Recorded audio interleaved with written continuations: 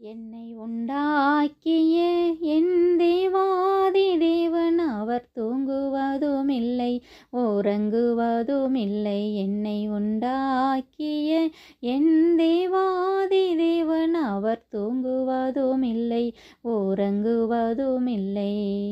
என்னில் அவர் கண்ணை வைத்து ஆலோசனை சொல்லுவார், சத்தியத்தின் பாதையிலே நித்தமும் நடத்துவார்.